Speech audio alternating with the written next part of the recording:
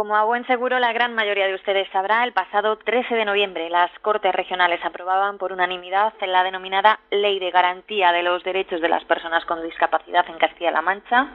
Se trata de una normativa innovadora, pionera, de la que a continuación nos va a dar más detalles uno de sus mejores conocedores. Desde el Grupo Multimedia de Comunicación La Cerca pasamos ya a saludar al director general de Mayores, Personas con Discapacidad y Dependientes de la Junta de Comunidades de Castilla-La Mancha, don Juan José García Ferrer. Un saludo y de antemano gracias por estos minutos que nos presta de su tiempo. ¿Qué tal está? Muy bien, muchas gracias a ustedes por darnos la oportunidad de poder contribuir a que todos los castellanos mancheros conozcan esta ley, que es nuestra ley. ¿Podría decirse que el pasado 13 de noviembre fue uno de los días más felices de su vida, profesionalmente hablando, claro está? No podría, es así. Es así. Han sido 2 años de duro trabajo, 2 años que al final tuvieron como culmen el tener la oportunidad de ver a todas las Cortes de Castilla-La Mancha votando a favor un texto pactado por todo el sector y que significa un antes y un después en el trabajo por y para las personas con discapacidad en nuestra región. Ese día se aprobaba por unanimidad, como bien ha subrayado, pero detrás de esa realidad hay muchísimo trabajo.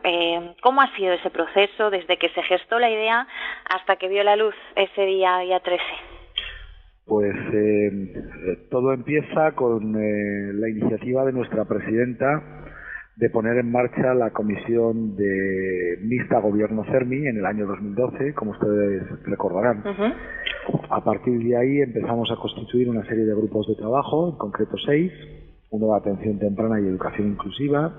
otro de sostenibilidad y estabilidad del sector de las personas con discapacidad y de sus familias,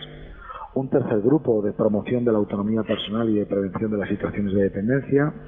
un cuarto grupo de empleo, un quinto de accesibilidad universal y un sexto grupo de cultura, deporte y ocio normalizado. En todos estos grupos participaban los miembros del Gobierno de Castilla-La Mancha que tenían relación con la materia y las personas del movimiento asociativo de la discapacidad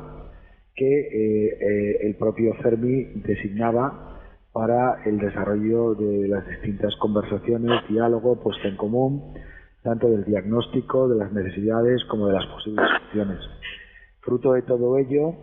fue el valorar la necesidad de realizar y poner en marcha un cambio normativo que garantizara de manera efectiva los derechos de las personas con discapacidad en nuestra región. Y nos pusimos a trabajar en ello. Ese trabajo ha sido un trabajo concienzudo en el que yo debo de agradecer muy sinceramente al todo el sector de la discapacidad el trabajo que durante estos 2 años hemos estado realizando para tener esta ley, y también a todos mis compañeros del Gobierno de Castilla-La Mancha por el fenomenal trabajo, porque esta es una ley transversal, es una ley de todo el Gobierno. Una ley que ha sido posible gracias al liderazgo de nuestro consejero y al impulso de nuestro consejero en todo momento, y al liderazgo de nuestra presidenta, que nos ha marcado a todos dentro de la agenda como una de las prioridades para la legislatura. El hecho de que haya sido una normativa basada en el consenso, en las negociaciones entre todos, ¿le da un valor añadido especial? Uno de ellos, de los muchos que le encuentra cualquiera que le eche un vistazo a la normativa. Por supuesto, porque en primer lugar lo que pone de manifiesto es que coincidimos en el cómo hacer las cosas, y pone de manifiesto que coincidimos en el diagnóstico de la situación, y nos garantiza una permanencia en el tiempo del marco normativo que hará que las políticas para las personas con discapacidad sean estables, sostenibles y verdaderamente inclusivas conforme a los principios establecidos en la Convención Internacional de Derechos de las Personas con Discapacidad y en el texto refundido aprobado por el Gobierno de España en el año 2012. Esta ley ha nacido con el afán de convertirse, a partir de un único texto normativo, en una especie de referencia para todas las personas con discapacidad y sus familias. Dicho parece sencillo, pero imagino que llevado a la práctica los esfuerzos se traducen en algo más complejo, ¿no? Pues el principal objetivo era garantizar la transversalidad. Es muy importante que, igual que recordarán en los años 90, años 80, años 90, cuando se consideró que era imprescindible que para realizar una carretera pues hubiera que hacer un informe de impacto medioambiental, porque era importante el desarrollo, pero era importante también garantizar cuestiones como el medio ambiente. El permitir y obligar que dentro del desarrollo normativo de Castilla-La Mancha tenga que haber un informe de impacto de discapacidad, lo que supone es la obligación por parte de todo el Gobierno de tener que reflexionar previamente en el proceso de toma de decisiones de cómo favorece o perjudica a las personas con discapacidad cada una de las decisiones que se adoptan. Y tener que poner en marcha medidas de discriminación positiva y de promoción de igualdad de oportunidades para que esa igualdad de las personas con discapacidad sea realmente efectiva. Esto tiene un valor importantísimo, esta medida en concreto, como lo tiene en sí mismo el resto de medidas que garantizan esa transversalidad, como la corresponsabilidad. Los servicios sociales no son los únicos que deben de desarrollar políticas a favor de las personas con discapacidad. Lo hace también deportes, lo hace cultura, lo hace empleo, lo hace medio ambiente, lo hace todo el mundo. Y por lo tanto todo el mundo debe de prever presupuestariamente la atención de las necesidades de estas personas para realmente hacer efectiva esta igualdad. Como todo el mundo debe de promover la coordinación, la cooperación y la colaboración, no solamente entre las asociaciones, sino con el movimiento asociativo, porque de esta colaboración nos vendrán siempre las mejores soluciones. Decía ayer a la bandera del movimiento de la discapacidad, que recordaba la presidenta en el debate del marco de la ley: nada para la discapacidad sin contar con las personas con discapacidad. Nada para nosotros, decían ellos, sin contar con nosotros. Pues tanto la generación de la ley como el desarrollo de la ley garantiza a través de distintas medidas que eso va a ser una realidad. La ley anterior o leyes similares que pudiese haber previamente en nuestra región, por ejemplo, esta denominada de Servicios Sociales de Castilla-La Mancha, 14/2010 de 16 de diciembre, se basaba evidentemente más en lo social, pero con esta sí que se ha buscado ese salto cualitativo importante, esa transversalidad que me acaba de explicar de las políticas de atención a las personas con discapacidad a través de la colaboración y de la coordinación de los distintos poderes públicos. ¿Cómo se va a articular algo tan complejo en la práctica? Pues mire, en primer lugar, en el marco de la propia ley se prevé que en el plazo de 18 meses tendrá que aprobarse una estrategia regional de la discapacidad, en donde se pongan indicadores y medidas claras para la consecución de cada uno de los objetivos y de cada uno de los principios en base a los cuales se deben de marcar esos objetivos, ¿no? Y que ya vienen establecidos en la ley. Esa estrategia regional de la discapacidad además tendrá un control parlamentario a través de la Comisión de Políticas de la Discapacidad. Esta ley lo que prevé es además una sostenibilidad del sector de la discapacidad a través de una dotación presupuestaria específica. Esta ley lo que además hace es garantizar medidas muy concretas, como que, por ejemplo, el 5% de las plazas de formación profesional estén reservadas a personas con discapacidad, o que 6 de cada 100 euros que vayamos a emplear a contratar cuestiones que hacen los centros especiales de empleo sean contratos de una concurrencia limitada a los centros especiales de empleo, con lo cual vamos a favorecer también la inclusión laboral de las personas con discapacidad. Esta ley afecta al consumo porque las personas con discapacidad son consumidores también y por lo tanto establece medidas para que la persona con discapacidad sea protegida como consumidor. Esta ley establece medidas dirigidas precisamente a garantizar también la implicación en el deporte de las personas con discapacidad. La ley de deportes, que ahora se va a empezar a tramitar en el marco de nuestra región, ya tiene que recoger el conjunto de los principios establecidos en esta ley de garantías. Esta ley prevé medidas en el ámbito educativo para promover la inclusión de las personas con discapacidad. Prevé medidas fiscales, como por ejemplo el que haya bonificaciones y deducciones tributarias a favor de las personas con discapacidad y sus familias en supuestos de transmisiones patrimoniales. Prevé garantías adicionales establecidas por parte del Estado en materia de vivienda, en materia de financiación de asistentes personales para garantizar la independencia de estas personas. Prevé medidas concretas de sensibilización que incluso afectan al propio ente público de Castilla-La Mancha, a la radio y televisión de Castilla-La Mancha. Como bien usted dice, no solamente afecta a los servicios sociales, afecta a todo el gobierno en todos sus niveles, en todas sus fases, en todas sus dimensiones. Y este es uno de los enormes elementos positivos que tiene. De hecho, la propia Ley de Servicios Sociales es modificada en algunos aspectos por la propia Ley de Garantía de Derechos de las Personas con Discapacidad, por ejemplo, para introducir por primera vez los servicios de capacitación sociolaboral para las personas con discapacidad. Porque no solamente se trata de desarrollar la capacidad de una persona en el marco de un centro, sino que también hay que ayudarle a desarrollar competencias profesionales para que realicen trabajos, como estamos haciendo en Toledo, que son personas con discapacidad las que a través de un convenio están digitalizando todos los expedientes de discapacidad que tiene la provincia de Toledo, más de 25.000, ¿no? Y lo están haciendo brillantemente, ¿no? Por lo tanto, es mucho más que la Ley de Servicios Sociales y es, si me lo permite, el símil es una especie de constitución que recoge la efectividad de los derechos a todos los niveles de las personas con discapacidad de nuestra región y que, como bien ha dicho nuestro consejero, es un punto de referencia nacional porque no hay un texto similar en nuestro país. Lo más parecido que hay es una ley en Castilla y León que lo que hace es adelantar el contenido del texto refundido a nivel nacional y que, por lo tanto, esta ley lo que va a generar es cambios en la normativa de muchas comunidades autónomas y, por lo tanto, una dimensión no solamente de innovación, sino de vanguardia y liderazgo a la que, como decía nuestro consejero, hizo referencia en el propio debate parlamentario. El pasado 13 de noviembre se aprobaba en las Cortes, próximamente se va a publicar en el Diario Oficial de Castilla-La Mancha y de ahí en un plazo breve, aproximadamente un mes, comenzará esa aplicación que en algunas cuestiones será inmediata y en otras habrá que ir desarrollando. ¿Será necesario cambiar ciertas leyes o pinceladas de ciertas leyes que estén en vigor para el cumplimiento de esta nueva? Sí, sin lugar a dudas. Y de hecho algunas de ellas muy importantes, como la Ley de Accesibilidad de Castilla-La Mancha del año 1995,